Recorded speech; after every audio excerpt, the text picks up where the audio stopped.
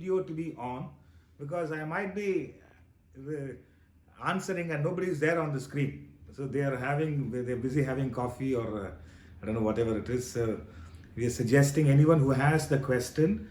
I would suggest all of you to your video to be on. It's better.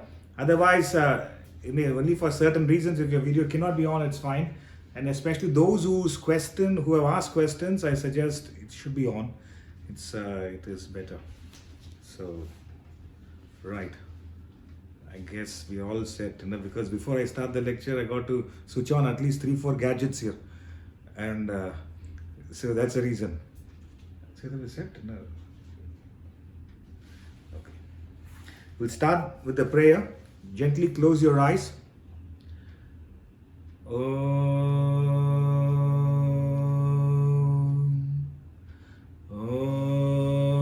Sahana Vavatu Sahanau Bhunaktu Sahaviryam Karavavahai Tejasvinavaditamastu Mavid Vishavahai.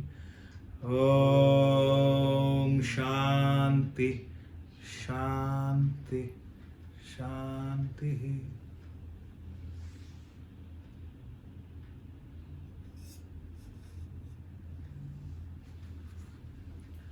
First question. Alpana, can you read the question? I hope you all got the questions, but still we wanted to read. I don't want you to check your mobile right now because definitely some message would have come, which is just a simple forward, and you would like to know, you will get disturbed. So you don't need to check your mobile. Alpana will read the question so that you can follow it. First question, Alpana. Yes, sir.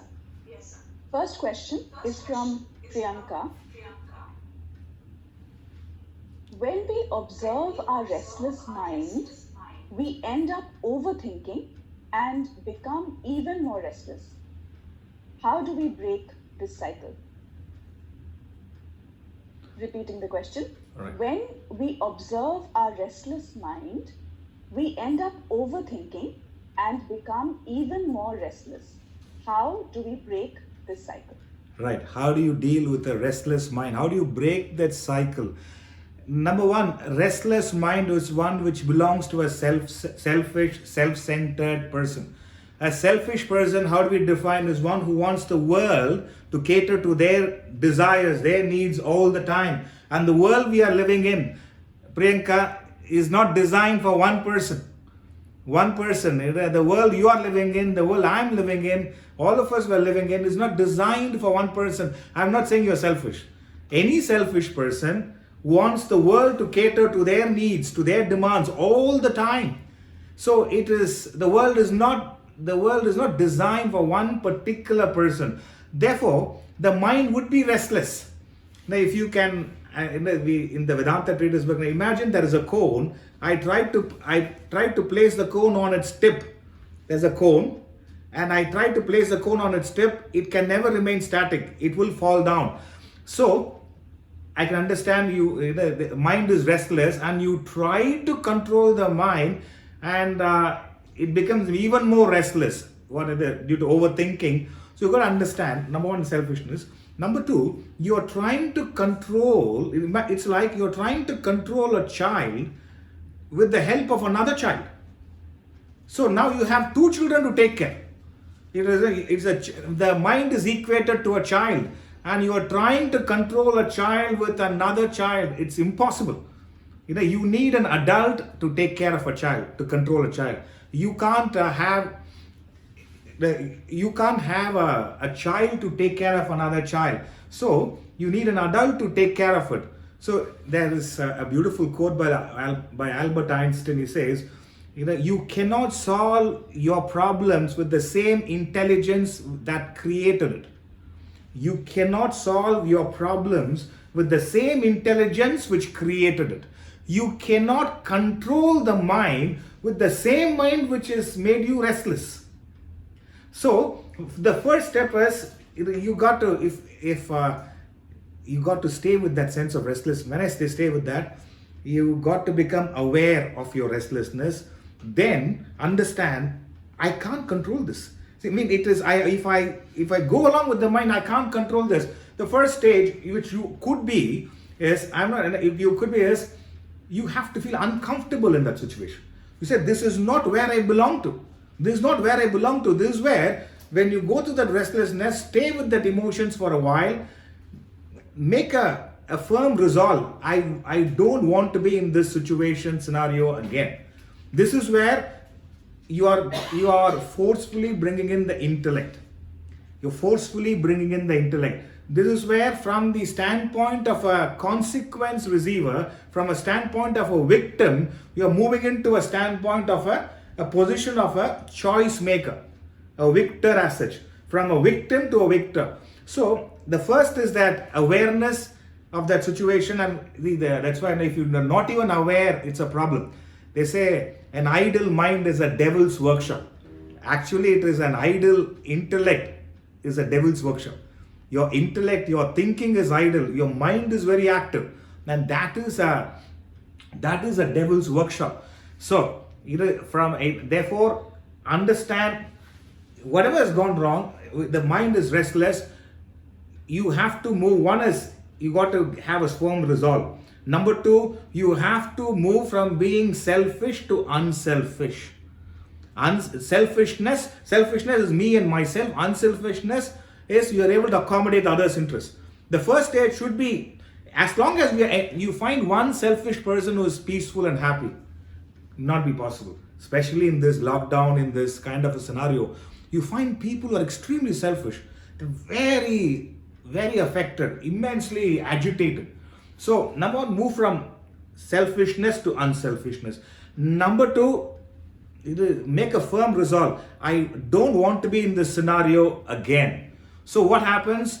The child in you is quietened by the entry of an adult. The adult takes over the reins of your life.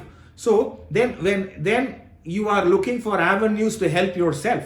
So this is where either you take in knowledge in the form of lectures, books, and number two, at the end of the day, introspection is suggested. At the end of the day, you have to bring in fresh knowledge, ideas, thoughts, emotions on a daily basis to deal with the existing scenario. If all the existing thought process is enough, you are able to deal with the life. It is not enough. You need fresh ideas, fresh knowledge on a daily basis. It's like you refresh yourself. You brush your teeth every day. I hope so. Most of you brush your teeth, you take a shower, I remember when I was in England, when a person next to you, very strong perfume, then you understand the number of days they have not taken a shower. I'm joking, but so it is you refresh yourself every day, brushing teeth, taking a shower, wearing fresh clothes. You do it on a daily basis, but we don't seem to understand that our mind and intellect also needs to be refreshed. In your field of medicine, you have to refresh with fresh knowledge. Especially with technology improving on a regular basis, you need to be updated with the knowledge. So, similarly, your mind and intellect, which is much more subtler. Therefore, it is number one, moving from selfishness to unselfishness. And number two, taking in fresh knowledge, fresh ideas. That's the reason that a firm resolve. The mind could be active, firm resolve. I don't want to be in this scenario again. Whatever the scenario, it could be a simple thing. You lost your temper with a colleague, or you missed out on your discipline. A simple aspect. You take a firm resolve. I don't want to be in this scenario one more time. Instead of beating yourself down, why am I doing this? Punishing yourself. Bring in the adult in your life. The mind will be agitated. Bring in the adult, which is the intellect. And then let it work on your mind by the way of value systems, discipline, and slowly you will be able to first reduce the restlessness, because you're moved from selfishness to unselfishness. That itself reduces the restlessness, and you're brought in the adult, which is the intellect, which is able to guide your mind, and over a period of time.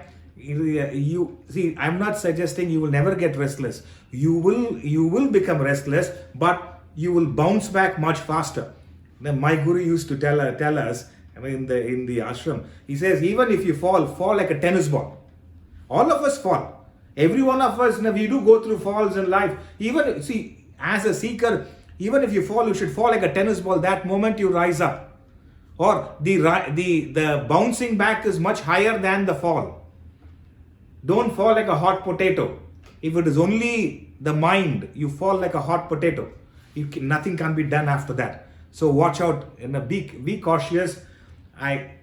Don't underestimate the power of the mind. If you only allow the mind to control your life, I'm telling you, it will not stop until it destroys itself. Don't underestimate the power of your mind. The mind will not stop until it destroys itself. So the mind is like a child. You have to bring in the adult, which is the intellect.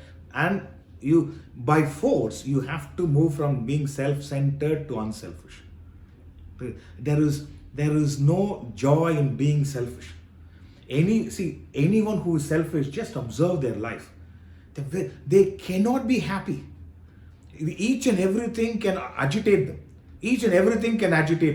Right now, they could be seeing the screen and they're seeing someone else. Why is that screen like that? Why can't they keep the camera properly? You have missed out on the learning. A selfish person, it is impossible. So the more unselfish you are, the less is the disturbance of the mind. And then the more you bring in the adult, the greater is the hold on your thoughts. Therefore, we will fall. I'm not saying you will never fall, but you will bounce back much faster.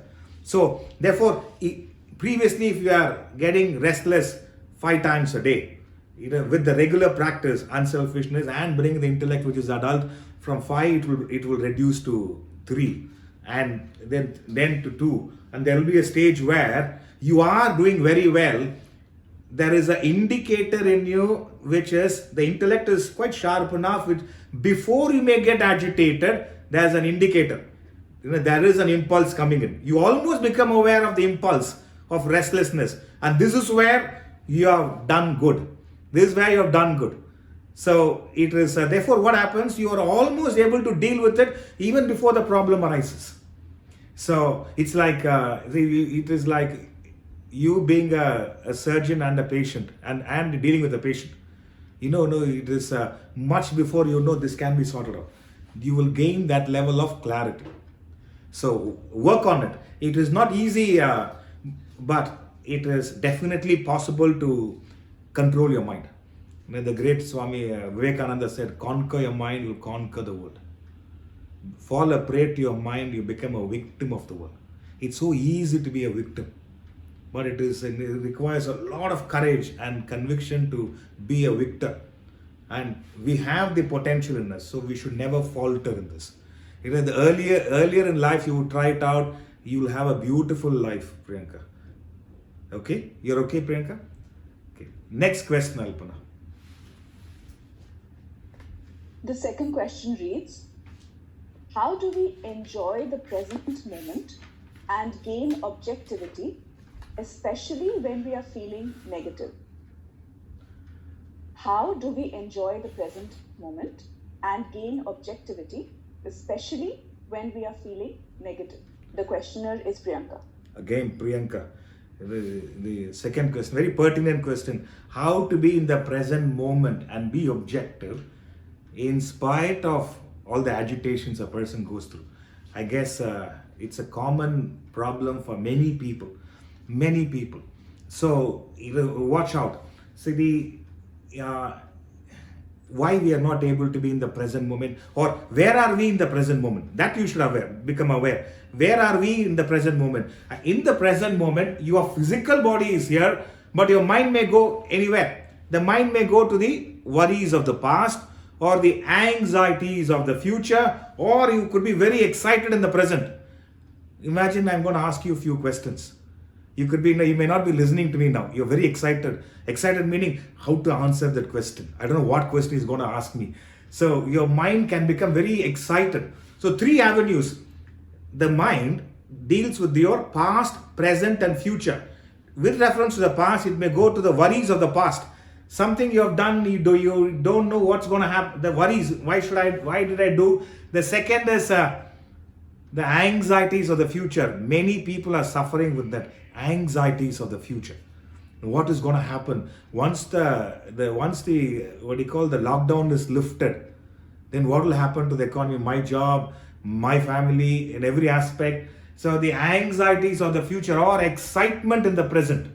Excitement in the present. So you are not able to enjoy the present moment. You are not able to be objective because of the nature of the mind is this. That is your mind, that's my mind.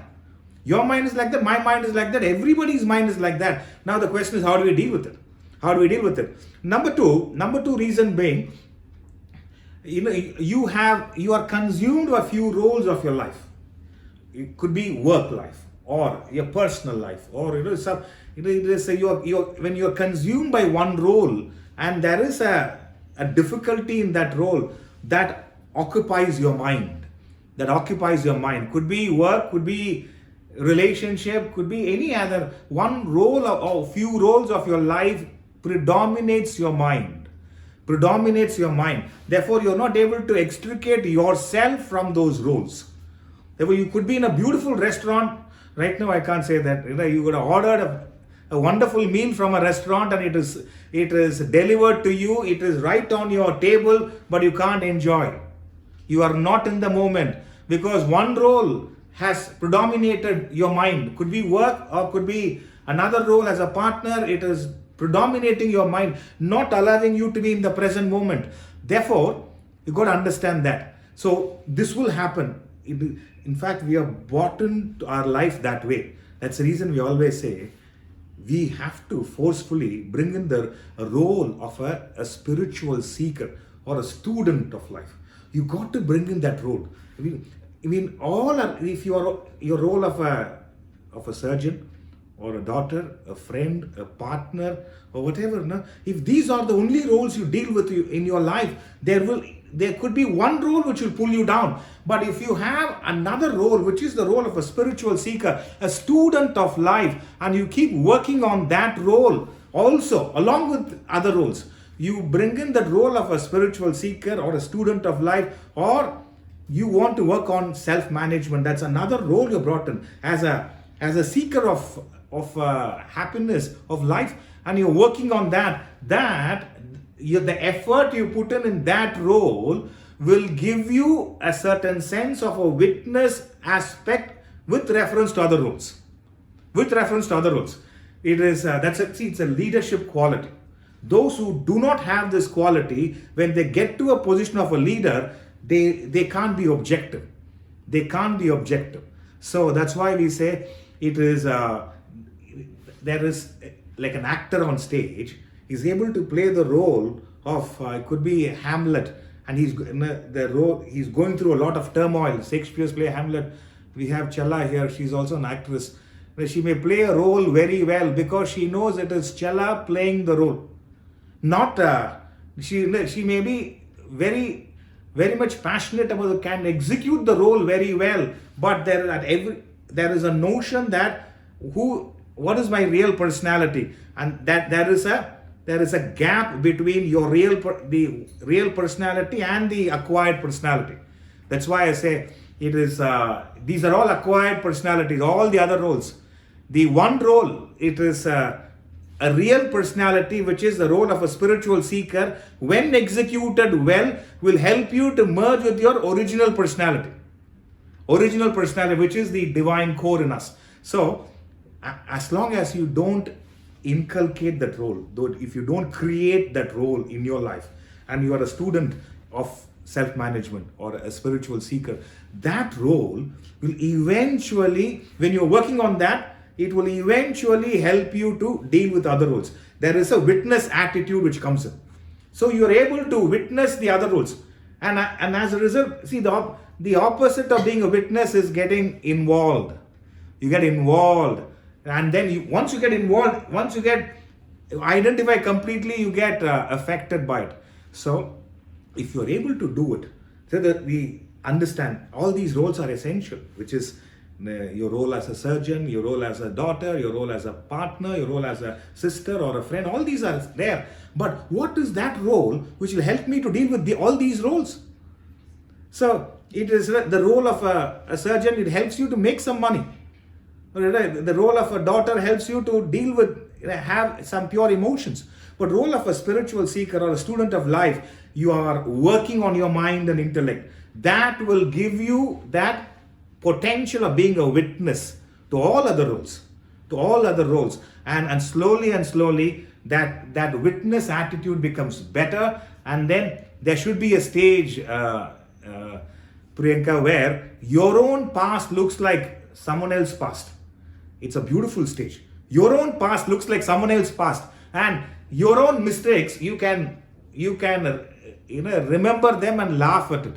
Can't imagine I did all this. It's a mistake, it's a blunder, but you laugh at the mistake. Whose mistake? Your own mistake. And your own past looks like someone else's past. It's another individual altogether. So that's why there is this beautiful suggestion. Between stimulus and response, there is a gap. Between the inputs you receive from the world and the response you've given, there is a gap. And in that gap lies between the stimulus, the inputs you receive from the world and the response from you, there is a space. And they said in that space lies your power to choose. I'm repeating it because it's a very pertinent, I have shared this before, but it's a beautiful point. Between the inputs you receive, the stimulus from the world and your response from within, there is a space. And in that space lies your power to choose. And in that choice lies your growth and freedom. It's a beautiful statement. In that choice, in that powerful choice, lies your growth and freedom. Growth as what? You're becoming a witness, meaning you'll enjoy much more. And freedom. Freedom from what? Freedom from all the troubles. Freedom from all the agitations, frustrations. So it's a beautiful experience, to be a witness. And see, you cannot get agitated. And see, right now, Swamiji used to say, he said, we are either jumping with joy or sinking with sorrow. We're never equal. We don't really enjoy. That's why we're too excited. In this aspect, you will enjoy much more. Even if there is a sorrowful incident, you have all emotions, but you don't become emotional. You're able to deal with it objectively. Right now, in the crisis management, it is those who have objectivity who can deal with it. A person can have all the inputs, but when a crisis comes, they buckle. But when you work, that's why, therefore, understand, all these roles are fine. But you need to have the role of a spiritual seeker, the student of life, going all the way. It has to go hand in hand all the way. So it is, once you are doing that, over a period of time, you will find changes will happen. Now you will start witnessing your own perceptions, emotions, and thoughts. It is Ramatirtha tells us, from the balcony of truth, see the procession of perceptions, emotions, and thoughts go by. From the balcony of truth, that is your real personality. From the balcony of truth, see the procession of perceptions, emotions, and thoughts go by. And once you get to that stage, there is absolute objectivity. Absolute objectivity. So in fact, you may say, will it work? It will work. It works immensely. You will do your best. You do your best. Now, we also shared this thought, right? You will express gratitude, but you will never expect gratitude. You will get to, see, it is a very evolved state. To express gratitude, but not to expect gratitude. If you reach that stage, it is, you have worked on your objectivity very, very well. Very well. So how can the world agitate you? You will be in the present moment, even with the person who's ungrateful. So this is how we should live our life, Priyanka. Young as you are and with your good qualities, I find you are way better than your dad and your mom. And with all the years ahead in your life, bring in this objectivity, be a witness. Be a witness. When I say witness, to in the more being in the present. See, if you're not in the, you may not have experienced, but others, okay, maybe you also. At any point of time, you ask them, those were the days. Their statement. Those were the days. I mean, can you imagine? Those were the days. What does it mean? When you go, when school days, whatever. See, you were bicycling to school. And you had schools, especially in our country, we didn't have even fans in the school. And then it were difficult subjects. It was actually a difficult time. But we say those were the days. Why? In comparison to the present. In the present is way better. If you observe, it's the present is way better. And maybe 10 years hence, now then you will say, those were the days. The lockdown, 3 weeks I was at home, enjoying my life, reading books, listening to lectures. When? But right now you say, what terrible. No, I'm waiting when it will open up. Sir, at any point of time, if you're not in the present moment, you will become a victim of this. Those were the days. Those were the days. I still say that those were the days when it comes to the ashram life or the school life. I've got my school friend here. He hardly talks, but those were the days. So, but let's read. Those are the days as well, but today should be much better than yesterday. Today, these days must be better than what we went through the previous days. So, that should be the resolve, Priyanka. You're okay? And be in the present. See, once you're in the present moment, you have no idea that what that awareness does to you. That's why I say, especially, you could be right now as a doctor, you're dealing with patients, or as a partner. Just listen to your partner. You don't need to answer anything. Just listen to your partner. Intently listen to your partner with absolute objectivity in the present. You'll be stunned with your understanding. You'll be stunned. I never knew all this is happening in her mind or in his mind. We're not objective. While your partner is sharing something, you're already processing what you should tell them. If you intently listen, you don't need to answer anything. You don't need to just intently listen. You will be stunned. My God, I never knew she's taken it so seriously. Or it is so. Otherwise, we will defend our actions. So watch out. Watch out. It's being objective is a fabulous quality, and these are all effects of spiritual growth. It doesn't just like that happen. It doesn't just like that happen. And once you become objective, your potential to enjoy the present moment becomes far more. Far more. It is then life is different. There is a lot of intensity you bring into the present action. Then you see the life. And then with that kind of intensity, you are in nature. I'm telling you, it will be way more spiritual. You'll become like Wordsworth or William Cooper. You'll become like a poet at the time. So that is what objectivity does to you. Being a witness does to you. And even if you made a mistake, you will have the courage to apologize.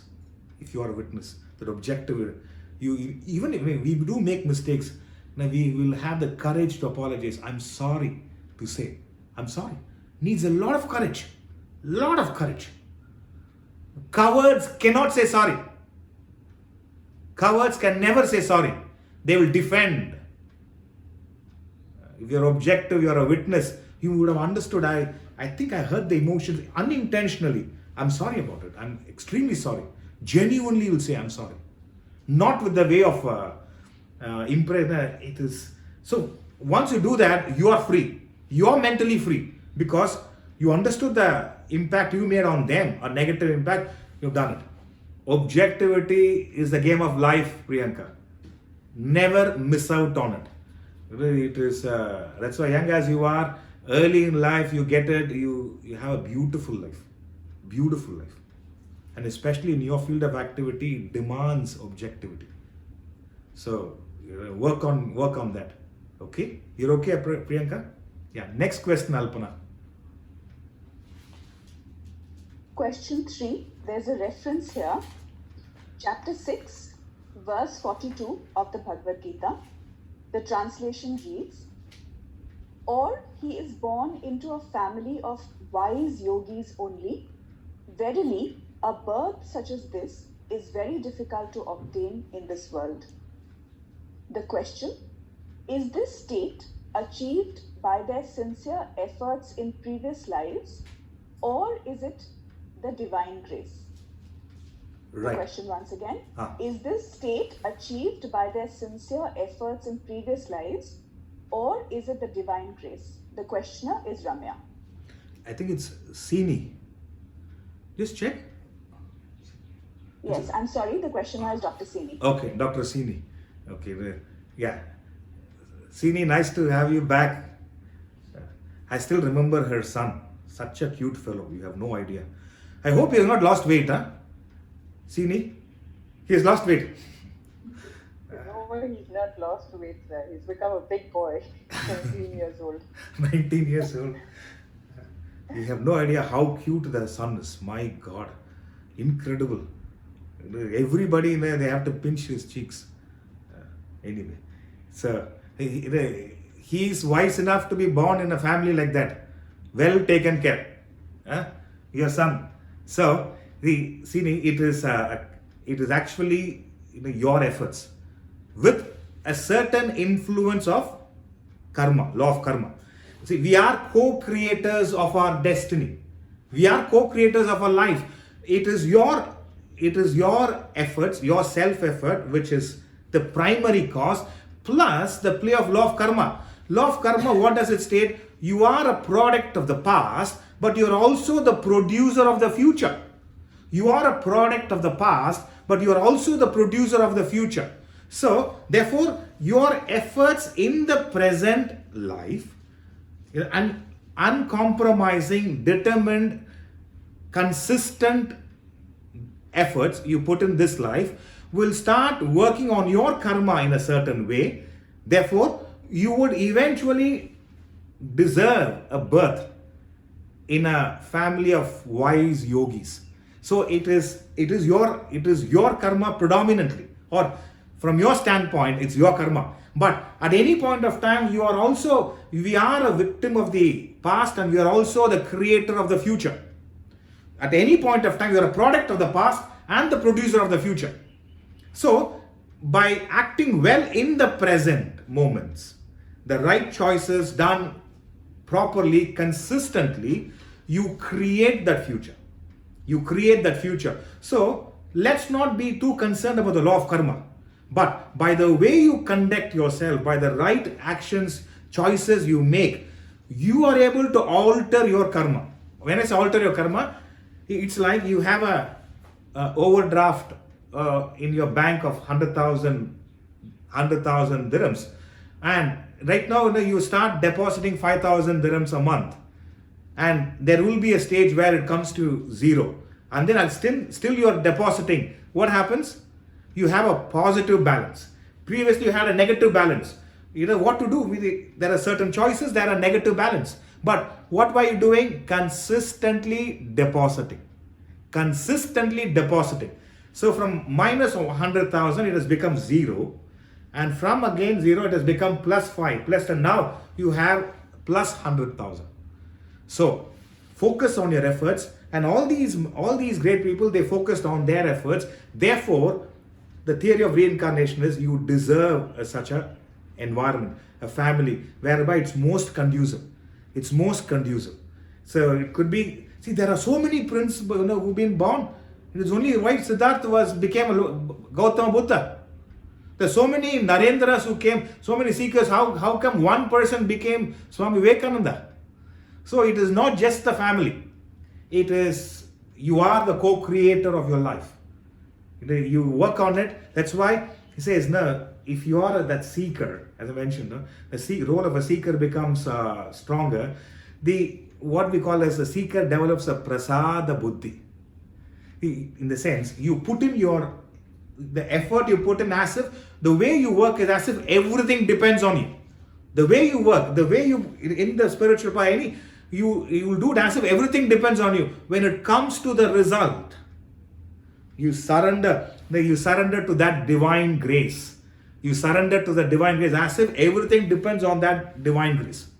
But when it comes to your efforts, when it comes to your work, you've given your 120%.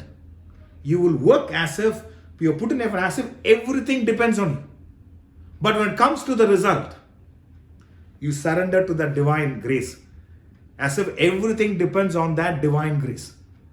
Because where is your control? On your efforts. Do you have a control on the outcome? No. You could have, there are people who planned weddings at this time. You could have planned 2 years in advance. Weddings, and you've selected the gown, you have selected the place. Now this pandemic, it is postponed. I'm saying, see, you have done your best. And if you are a spiritual seeker, you will understand that now that, it has helped me to reduce the expenses. Next, only 20-30 people in the wedding. So it is better. So all that I'm saying is, when it comes to your effort, uncompromising, consistent, dedicated, 120% effort. That is all you should do. And when it comes to the result, surrender to the divine grace. You work in such a way, even if it is not happening, so-called, you have done it in such a way that it will happen eventually. So if you are able to function that, therefore, if you ask me, it is your efforts. It is uncompromising, consistent efforts. Plus the law of karma. The moment you get into law of karma, then you can slacken the effort. Your motivation may drop at some time. So watch out. Okay? Rokesini? Next question, Alpana. There are 3 questions. The first one reads, what are the life lessons of Bhagavad Gita? Yeah, we'll just take that one. Can you repeat the question? Yes. The question is, what are the life lessons of the Bhagavad Gita? The questioner is Ramya. Ramya ji. Right. The Bhagavad Gita means the celestial song or the song of the Lord. And the fundamental lesson given by the Bhagavad Gita is, it is contained in the 2 words, Mama Dharma, the first word of the first verse of the first chapter, and the last word of the last verse of the last chapter is Dharma. It is Mama. The first is Dharma Kshetre. The Dharma is the first word, last word is Mama. It's Mama Dharma. That is the central lesson of the Bhagavad Gita. Meaning, what is your essential nature, your true being.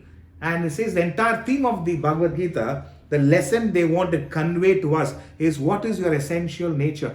And then the first lesson, if you ask me, is to discover this essential nature, which is the divine core in all of us. So the essential lesson is, number 1 lesson is to attain self-realization or nirvana or moksha, as these masters have highlighted. To get to your original nature, essential nature. They said you are a combination of the physical body, mind and intellect with this divine nature, and you got to use these equipments to get to the divine core. That is called yoga, and that is the central message of the Gita. That's number 1. Number 2, hidden lessons here. You could have great intelligence and talent like Arjuna. Arjuna was a great warrior. He has won various battles. But that alone is not enough. You need Krishna, who is a strong intellect, to help you to lead life. So Arjuna, in spite of his intelligence, in spite of his strength of valor and the position, he collapsed in the battlefield.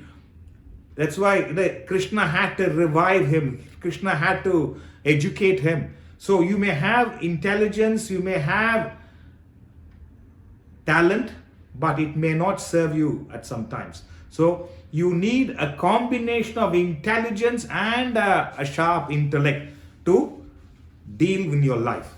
So that's the reason Arjuna with the intelligence and talent, with the help of Krishna, which is a strong intellect, was able to win the war and bring righteousness back to the kingdom.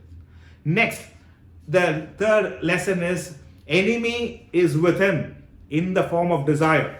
Enemy is within in the form of desire. And they say you got to deal with it carefully because there is a war happening within you. There's between the negative qualities and the positive qualities. The two families in the Mahabharata, the Kauravas were 100 in number negative, Pandavas were 5 in number positive. There's a war between the good and the bad, and eventually the good will prevail. So the battle is within. All our battles are within. So that's the suggestion given. So next is, as I mentioned previously, your intelligence and talents will betray you at the most appropriate time. Your intelligence and talents will betray you at an appropriate time. Arjuna was a great warrior. He had won. It is not the first time he is facing a battle. He has won many, many battles. At the most appropriate time, his intelligence, his talent betrayed him. Betrayed him meaning, at the most important time, he gave in to negative emotions and ego, which incapacitated him to perform his obligatory duty as a warrior, as a leader. So watch out. If you are only working, it's a lesson that if you're only working on your intelligence and talent, it may not help you at the appropriate time. It may not help you.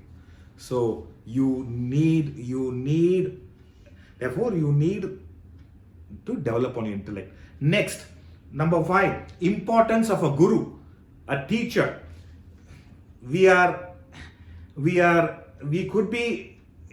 may have great talent, but we are not contemplative seekers like the Upanishad, where the Vedas, they are intense seekers, but they also needed a guru. So it is a interesting point is you need a guru, a mentor, a teacher to help you in your life. The presence of a guru is pivotal in our life. It's a lesson given. It was because of Krishna, Arjuna was able to deal with himself. Otherwise, would have gone back home. So next is number 6, converting work into worship.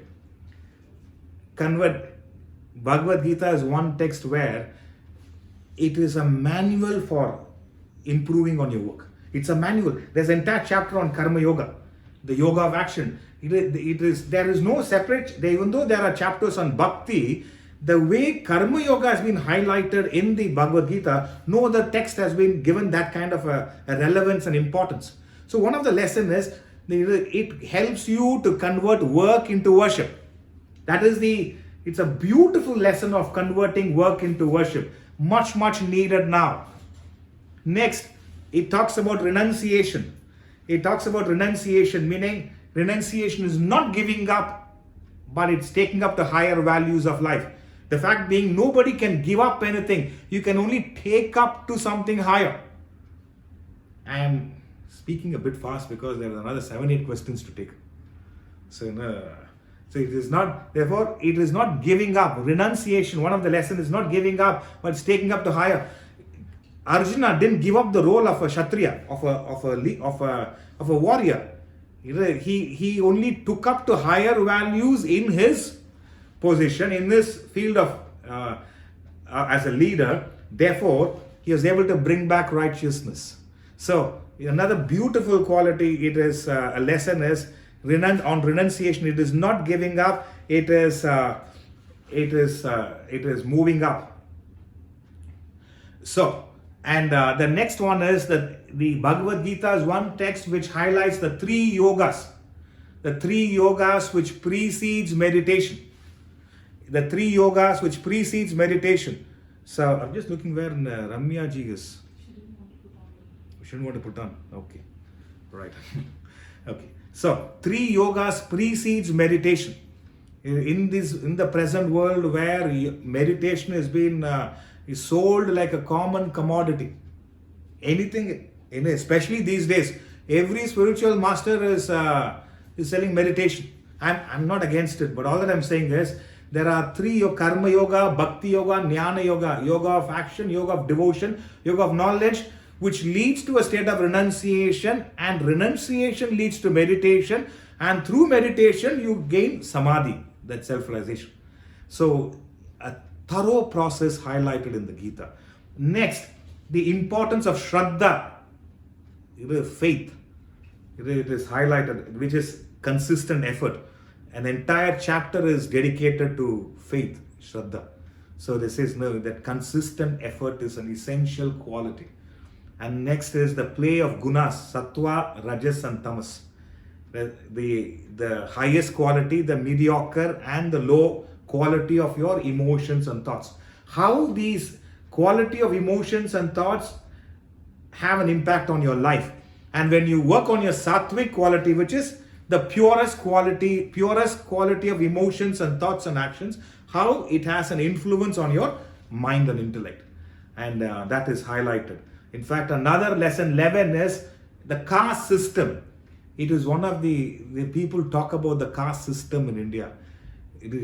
And it's a misconception. In spite of thousands of years, the caste system is considered as a birthright.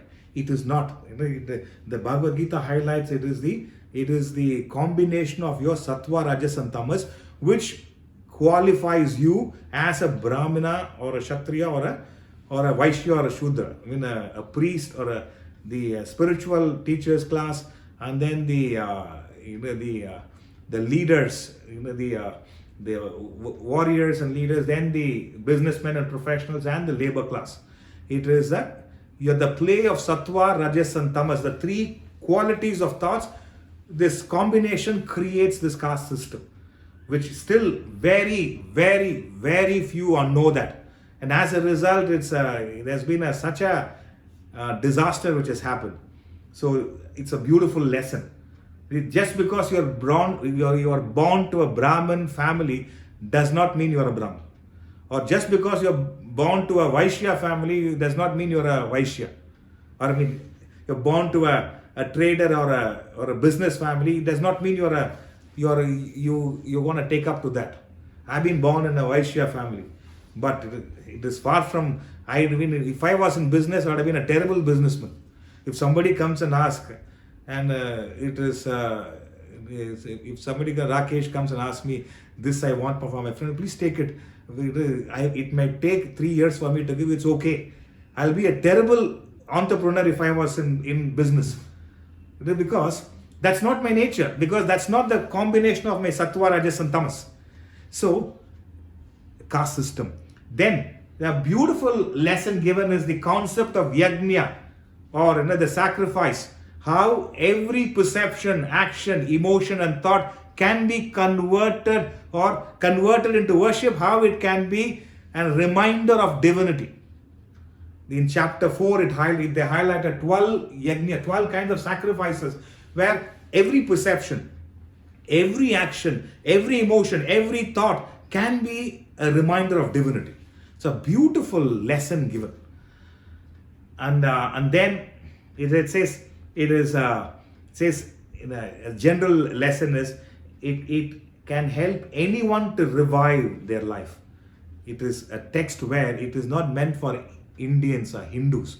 It is meant for all humanity. It can help revive anybody at any stage in life.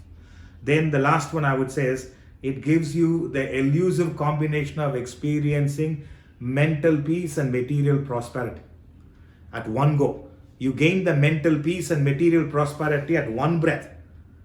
So these are some of the lessons, but there are many more lessons which could be there. But if you in life, if you're able to derive this much of benefits from one text, you have done great.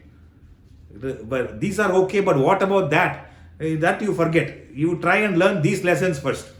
Ramya ji, she is not coming up on the screen for some strange reason.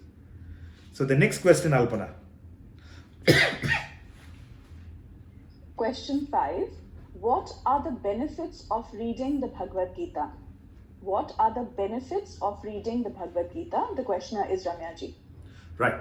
It will always give you answers. the benefits of reading Bhagavad Gita, it has answers to any question pertaining to life. I'm not being, preferential here. All scriptures are like that. And Bhagavad Gita, you can imagine 7,000 years ago, they have written something which is relevant as far as work is concerned. Work, how should you approach work is being given out. So, any question pertaining to life, Bhagavad Gita has the answer. Has the answers, provided you are willing, you're open-minded, you want to put an effort. Next, it clears our misunderstanding of karma, bhakti. It clears the misunderstanding of yoga itself. Yoga is not standing on your head alone. Most of they call themselves yogis, and if you are a yogi, you should not stand on your 2 feet. You have to stand on your head, you have to stand on your one arm, or you have to, twist your body in such a way that it looks a bit strange. So, that's what. And so, it is, that alone is not yoga. That also is yoga. I'm not saying don't stand on your head. Please stand on your head. At least the blood will flow to the head and possibly will help you to think better. Stand on your one arm. It will strengthen your arm. But it clears the misconception of karma yoga. Most people, they think karma yoga means charity work. Karma yoga is not charity work. It is the charitable disposition in any work you do. It is bringing in the charitable disposition, attitude in anything you do. I'm not saying you should not work for money. You should work. The attitude is how best I can serve the other person, rather than what can I get from the other person. That's very simple understanding, but it is far more deeper. Bhakti, it clears a misunderstanding. Bhakti, devotion is not just visiting places of worship or going for pilgrimages or chanting some mantras. It is much more. It is purifying your emotions. Purifying your emotions in such a way that you have a clean heart.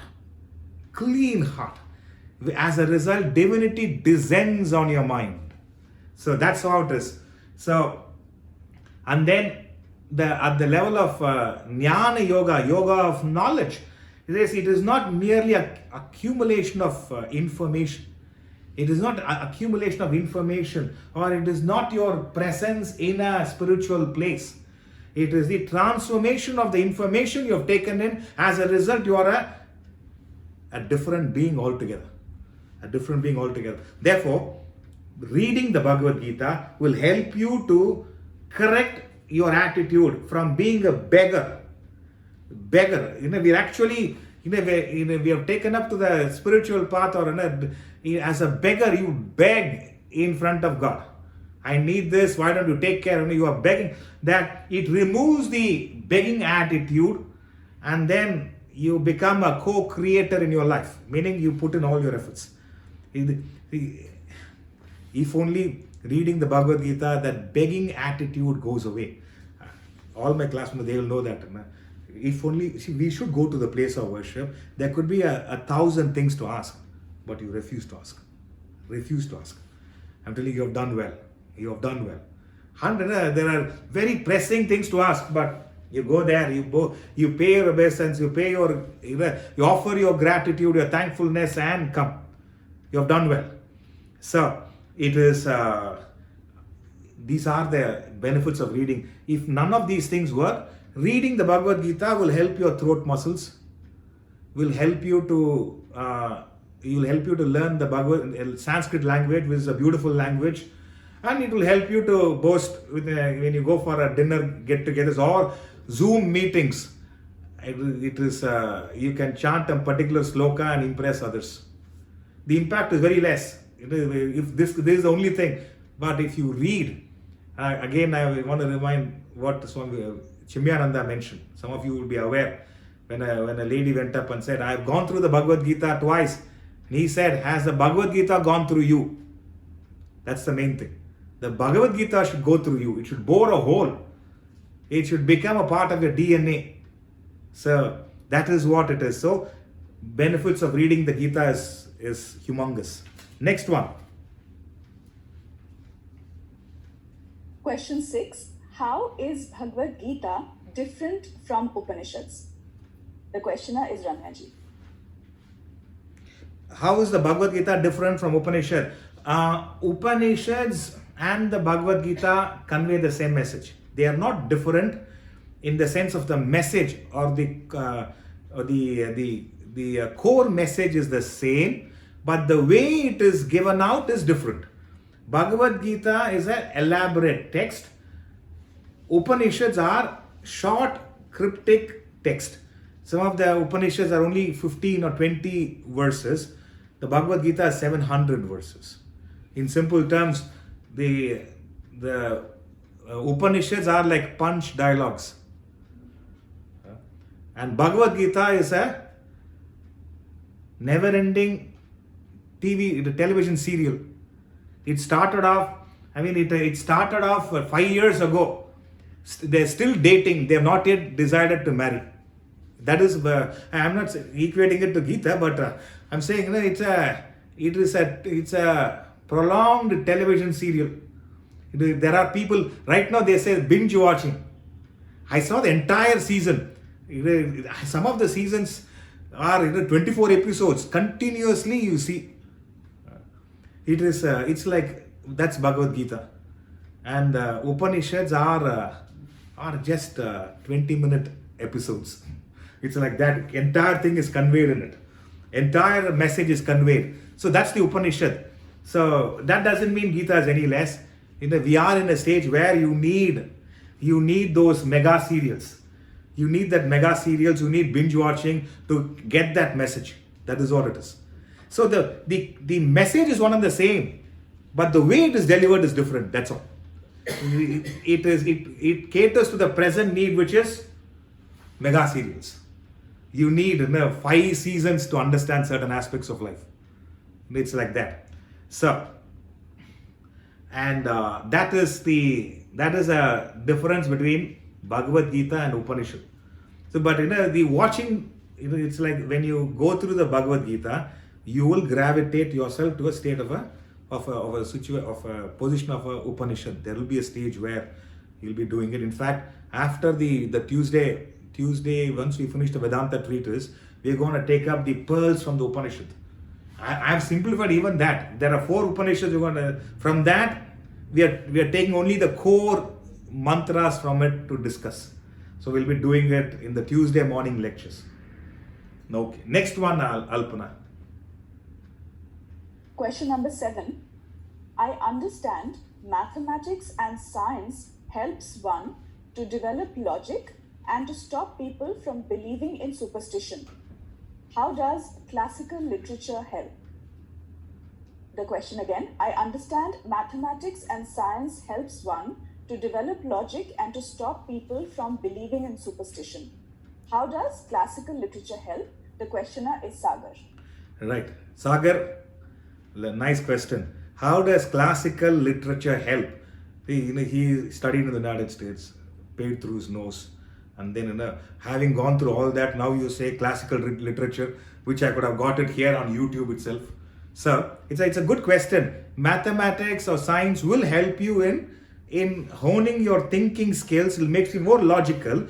The classical literature, the way it helps you is it fine-tuning your emotions. It is negative, or if you read Julius Caesar, it highlights ingratitude. Classical literature teaches us certain emotions which normal text mathematics cannot teach you. Ingratitude. I wish mathematics or science teaches us ingratitude. It may not. Classical literature has a potential to teach certain pure emotions. Like that's why I said Julius Caesar talks about ingratitude. And ingratitude, Brutus highlights the ingratitude of, what was it? Antony's oration. Mark Antony highlights the ingratitude of Brutus towards Caesar. He says it was ingratitude of Brutus which killed Caesar. So classical literature has this potential of highlighting certain pure emotions, negative or positive, and the impact it has on our life. Again, if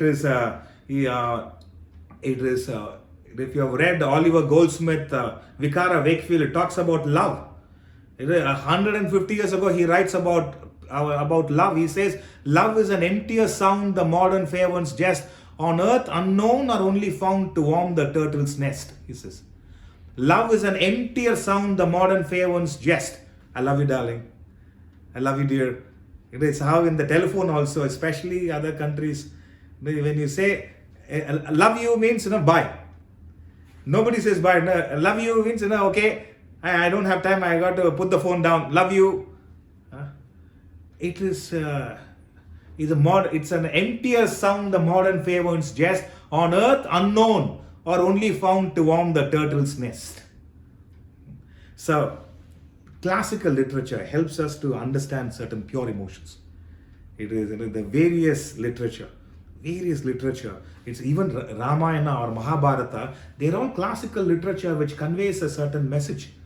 It is it is like various. I mean, I can go on and on. There are various literature, not just in English. In every language, there are classical literature where when you understand it, it alters your thinking. In fact, it fine-tunes your emotions. So never miss out on an opportunity to go through literature.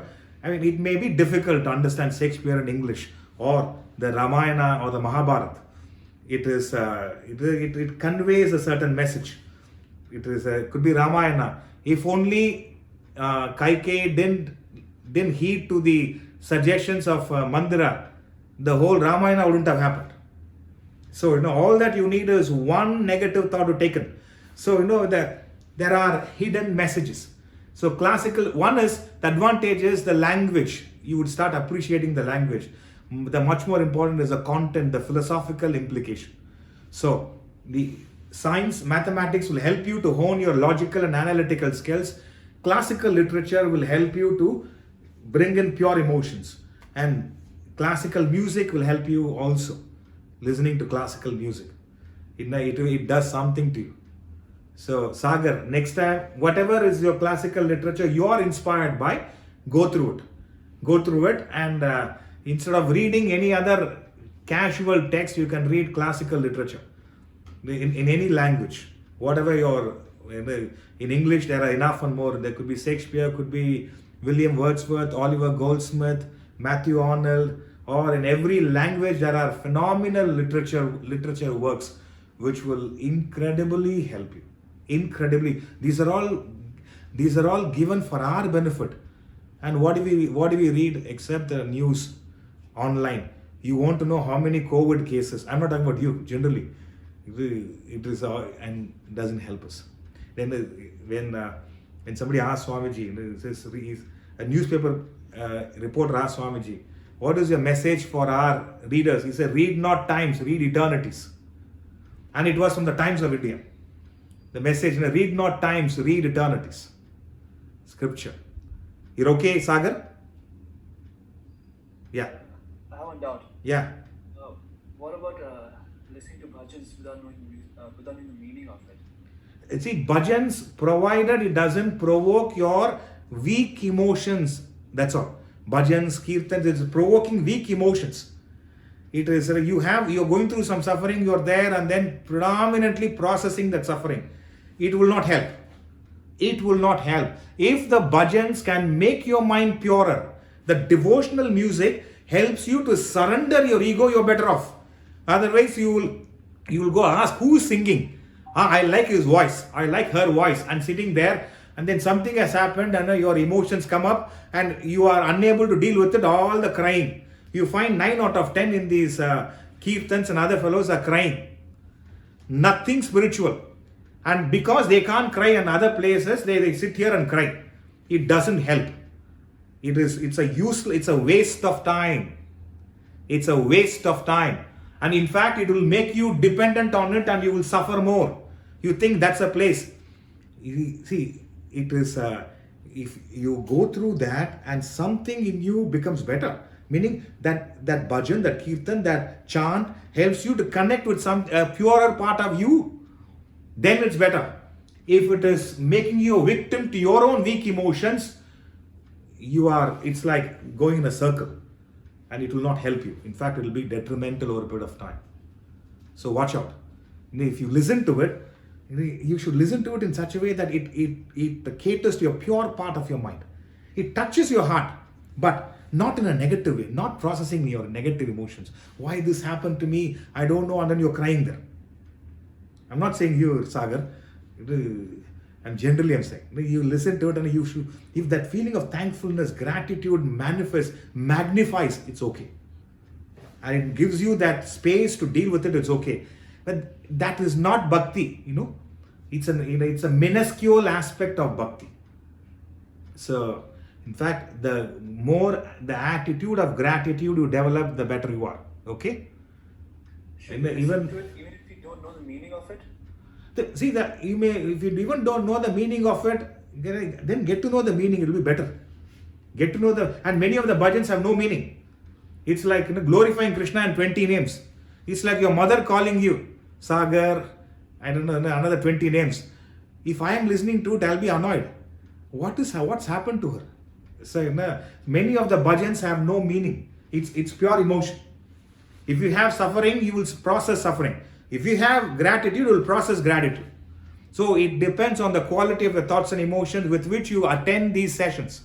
Okay? If you are going there with a very negative, very sad, morose, depressed state, you will go there and cry and cry and cry. Nothing will happen. It's like going to 5 days. You are 5 days you're working very hard, and 2 days you party.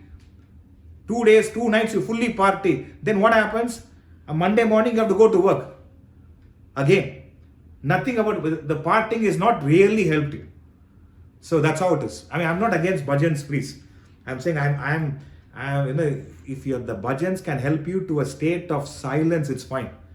Bhajans pushes you to more bhajans, then it's a problem. Okay? Next question, Alpana. Question 8.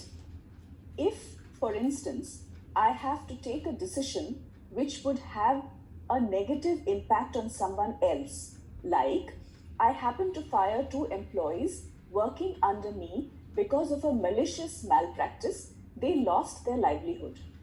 I had to do that since my dharma is to stay true to my job. Please clarify whether this action made me a sinner. The questioner is Ramji. Can you repeat the question? If, for instance, I have to take a decision which would have a negative impact on someone else, like I happen to fire 2 employees working under me because of a malicious malpractice, they lost their livelihood. I had to do that since my dharma is to stay true to my job. Please clarify whether this action made me a sinner. Right. A good question, Ramji. It doesn't make you a sinner. It makes you a better employee. And what is happening is your emotions are overruling your intellect. If there is a malicious malpractice done intentionally, and then you have to take them off from the workforce because it's like a virus spreading. So there's nothing wrong. It is a tough decision because they have lost their livelihood. It is, but it's a conscious choice they made. It's a conscious choice they have executed. So you may feel for them. You may feel that look here, but it is not you getting upset is just your emotions taking over. So sin is, so you got to understand what sin means, Ramji. Sin is not in the action, but in the reaction produced by your action. Sin, no action is per se sinful. You performed an action which it comes back and agitates you, then it's called a sin. That's why even when Christ said, "I'll come to me, I will take away all your sins," doesn't mean that you have committed a negative act and he takes away the law of karma. Not that. The mental agitations. So sin is called, in other words, mental agitations. So are you a sinner? It is if you are going through mental agitations now because you have fired 2 employees who have performed malpractices. It is your mind which is falling for weak emotions, weak pity. So bring in your intellect, and next time when you are employing or tell your HR people to watch out on their character. You should employ people more for their character than for their talent. HR should, the human resource department should be aware of it. They predominantly 9 out of 10 employ for their talent, which is fine. What about the character? So therefore you understand, talent the person had, but the character he lost. Therefore, it is a lesson, and even when you fire them, you tell them, look here, it is not done intentionally from my side. I hope the next time you learn lessons, and wherever you are going to be employed, you want me to give I will tell them you've done this, but they are nice people. You should give an opportunity. So you would, there is, from your side, there is no negativity towards them. That is all. Then there is no mental agitations. So it's a difficult choice, but you have to make that choice. And let me tell you, you are not a sinner. Sin is mental agitations. What you have done seems to affect you, but it is purely your mind telling you this. Get in the intellect. Get in the intellect and calm the mind. You're okay, Ramji? I don't know where you are. Wherever you are. I'm listening to you, Guruji, but my bandwidth is slow, so I haven't switched on the video. But thank you for the explanation. Okay, good. You're okay, right? I'm okay, thank you. Okay, the next question. What is your advice to those who have identified their Swadharma but unable to pursue it because it is not possible due to lack of opportunities in that field? They perform work which is Paradharma. How to approach Swadharma, which they ought to do? Repeating the question, what is your advice to those who have identified their Swadharma but unable to pursue it because it is not possible due to lack of opportunities in that field? They perform work which is Paradharma. How to approach Swadharma, which they ought to do? The questioner is Venuji. Right, Venuji. It is, you're asking a question at a much later stage in your life. Well, looks like it is for a son. So, anyway, see, it is lack of Swadharma. Number one, Swadharma means one's own nature. One's own, it is, I think when we did this work lecture, Future of Work, I did explain on what Swadharma is. Swadharma is that which by doing it energizes you, motivates you, inspires you. And it inspires you. By doing it, you don't get tired, weak. It motivates you. So that is Swadharma. Swadharma is like Novak Djokovic taking up to tennis, or Adele taking up to music, to singing. So it is that is Swadharma. And when the person says not enough opportunities, means there is not enough effort put in. You may say there are various reasons. It is a lack of effort. Swadharma alone is not enough, friends. It is tapas. Tapas, and let me tell you, tapas is required. It is where, when I say tapas, perseverance and resilience in this context. Do you have do you have that quality in you to persevere in your field?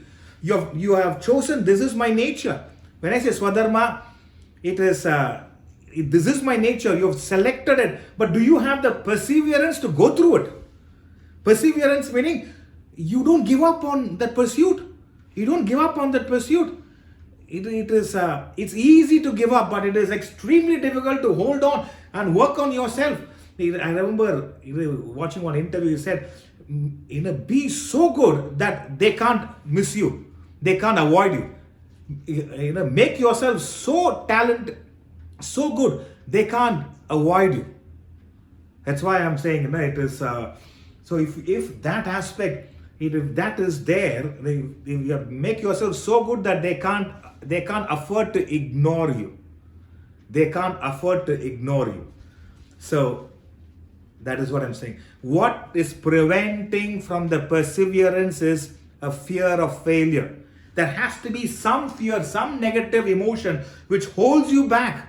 There has to be some fear of failure, fear of what will others say. I remember one of my friends taking up the culinary skills, and others were saying, "What, you're going to make dosa and idli?" He's now a general manager of a 5-star hotel in India. Can you imagine? I'm saying at that time, the fear of failure or fear of what others will say, you have given in to some fear, some insecurity, some negative emotion which is preventing you from being perseverant. And perseverance and resilience. Resilience is what? You may try something and you will be knocked down. You will be pulled down by something, but still you will stand up one more time and try in your field of activity. To stand one more time. The world will knock you down. I'm sure how many times Chella would have gone for auditions. The number of times the world will knock you down, but one more time you dress up, you prepare yourself and you go one more time. One more time. I've done close to 7,800 lectures till now. 7,800 lectures. In the first 100 lectures, they didn't appreciate me. I think, should I pursue? If I had given up at the 120th lecture, I'll be in business selling saris. It is not the case. You persevere. You persevere. You are resilient enough. So fear of failure. Some fear you have given in. And then either the inferiority complex, I don't think I'm good enough. According to whom? I don't think I'm good enough. According to whom? If you think, look here, let me bring in my originality and then deal with it. Persevere in that and then be resilient enough. Play the game long enough, you will succeed. Play the game long enough, you will succeed. It is easy to give up. When there are, they say, no, there could be many people who doubt you. Let that not be you. There can be many people who may doubt you, but let that not be you. Therefore, self-belief, you have taken up to Swadharma, but you got to pursue, you got to persevere in it. You got to be resilient. In the meantime, there will be fear of failure, fear of recognition. Various aspects will come in. Do not give in to it. Do not give in to it. This is where, at that point of time, surround yourself with the right people. Then you see the difference. If Novak Djokovic was not a great player when he started off, he used to, there are many times where he lost in the second round. There are times when he couldn't pass through the fourth round. But now where is it? So, that's why it is essential. That's why whatever your inner talent, find an avenue to express it. You will find happiness in it. Make the world appreciate and pay for it. You will find wealth in it. Offer that wealth, your efforts for a higher cause. You will find divinity in it. So you may take up to Swadharma, but you are looking for success straight away, friends. That's not happen. That's not going to happen. Straight away it will not happen. That's why make yourself so good they cannot ignore you. Don't equate Swadharma and success straight away. There is a study being done. They say 10,000 hours. Have you put in 10,000 hours? I'm not saying you should put in 10,000 hours. How much hours you have put in? How much hours? You have identified it, but what about that? What about next? There's so many other ingredients which has to go in for you to be a success. Between choosing your Swadharma or identifying your Swadharma and success, there's a huge gap. You fill in all that gap and then do it. You will be a success forever. Okay? Okay, yes. Because Venuji is right here in the studios of Vedanta Fest. Next question. What is your advice to those who find their Swadharma but get involved in such a way that they end up spending almost all their time in that activity? They do not have enough time or space in their mind for other important roles in life. The question again, what is your advice to those who find their Swadharma but get involved in such a way that they end up spending almost all their time in that activity? They do not have enough time or space in their mind for other important roles in life. The questioner is Venuji. Right. This is the opposite of the last question. One person has found Swadharma, doesn't know how to deal with it. Another person has found the Swadharma and is so involved in it, they are not able to do anything else. So, it is, both, let's say, this is this is you have found your Swadharma, and Swadharma is what? What you like to do is also what you ought to do in life. That is Swadharma. What you like to do is also what you ought to do in life. Here, what you ought to do has become what you like to do. Now it is only a liking. You like doing your Swadharmic work, and you understand this is where I can excel. You should. But what about the other roles of your life? This is where one is priorities are wrong. Number two, you have given up on the other roles. You have given up on the other roles in the sense you think other roles I can't do much. Anyway, by me working on it, it will not really help. So you have given up on the other roles of your life. That is therefore what happens. You try to consume your life with one role.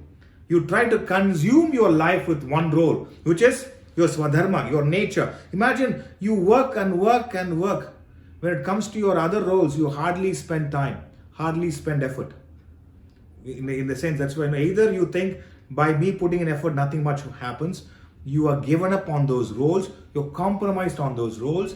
Eventually, you will give in to some distraction, which will become your attraction, and that will destroy you. That will destroy you. Before it can destroy our life, set your priorities right.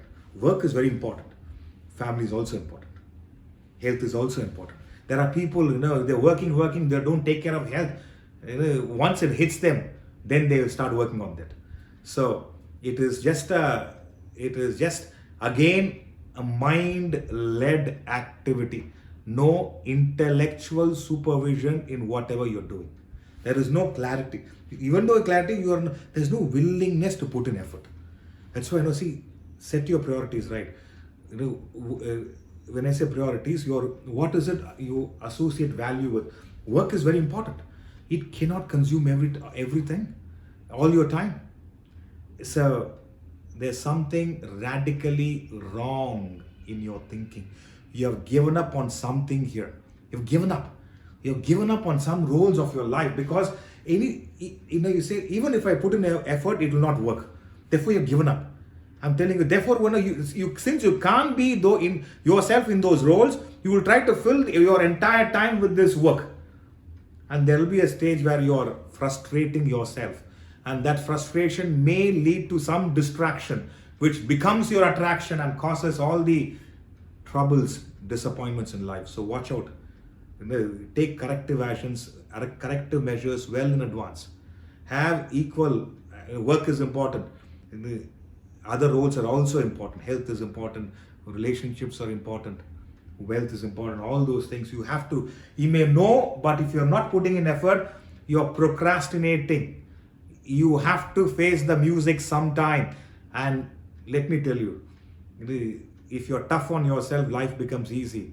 When life is tough on you, it knocks you down. It will knock you down when life is tough on you. So watch out. It is the fine tuning has to be done not tomorrow, not day after, now, today, this moment. Fine tuning has to be done now. That's why even if you made a mistake, have the courage to say, sorry, I took you guys for granted, I'm sorry. Have the courage to say that and then participate in other roles. So even in that success lecture I was mentioning, you could be a great success in your career, but if you have failed on the home front, you are a failure. We have the New Year resolution. I said we understand family is just not important, it's everything. Family is just not important, it's everything, my friends. Everything. There's no point being a great success in your career and failing at your home front. Doesn't work.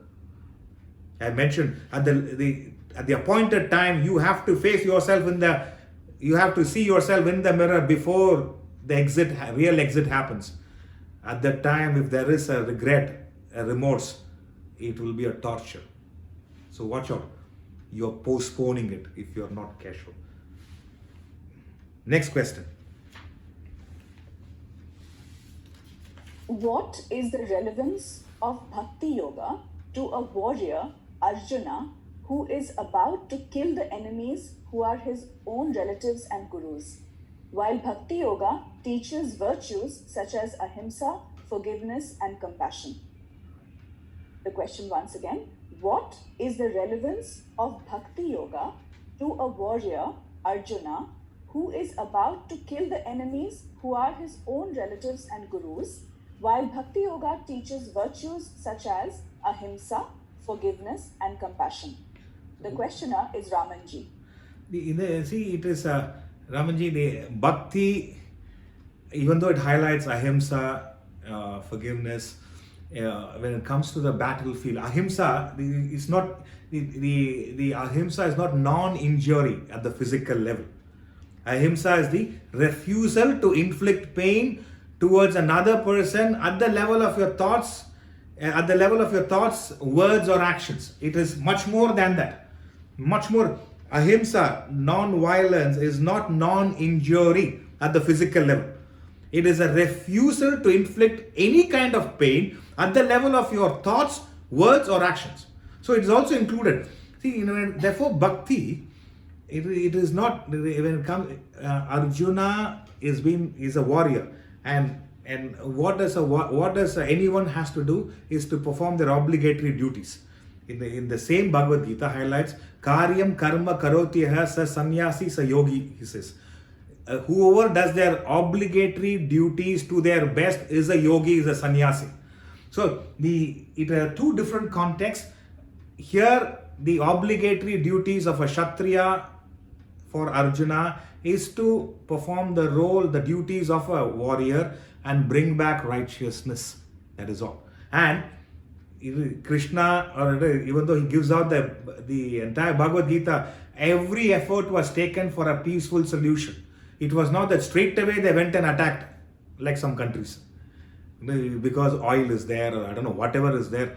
They didn't, every measure was looked into. Every measure was looked into for a peaceful solution. When Duryodhana said he will not even give a piece of land to bury their bodies, when Duryodhana was absolutely against, when no other choice but war was the only way to bring back righteousness, they took up those measures.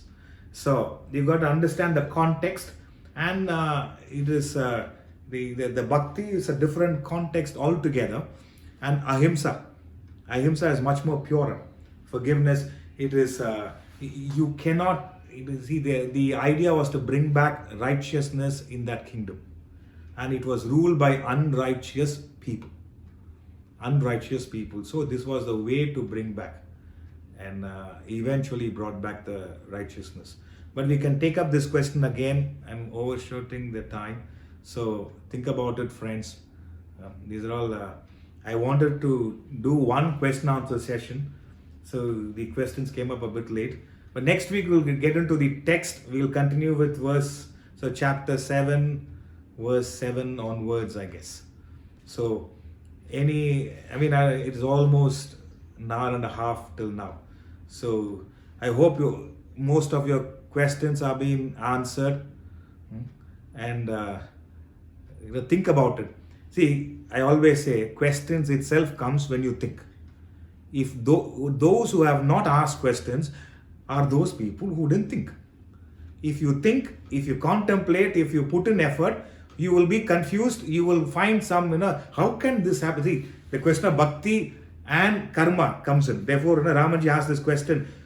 Krishna tells one, he talks about ahimsa, he talks about forgiveness, and he also says, he says, Jai Shatru Mahabaho, he says, kill that enemy. And then he missed out another word, in the form of desire. Kill the enemy within you, he says. So there are, only when you start reading, reflecting, contemplating, you will get questions. So, and let me tell you, if you don't reflect, contemplate, there is an area of ignorance which is accumulated. Then you get into the next chapter. Again, there is some ignorance accumulated. It doesn't help you. So try. It's not that you are questioning me. You have thought about it. You have reflected on a certain concept. And you understand this till this point. There are certain gray areas which you don't understand, which you get clarified. So it is a lovely way of doing it. So Think about it.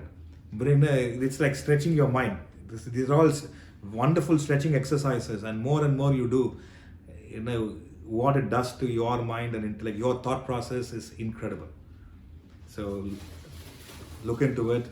Tomorrow is a children's session where we are going to deal with the 3 states of mind: imperfect, perfect, and restless mind. 3 states of mind for the children. And next week is on ego. Manage, control, and let go of your ego next Wednesday. It's a total, complete analysis of controlling your ego, managing your ego, and finally transcending your ego. That's next Friday, friends. No, Wednesday. So next Wednesday. Next Wednesday is that. So have a great week ahead.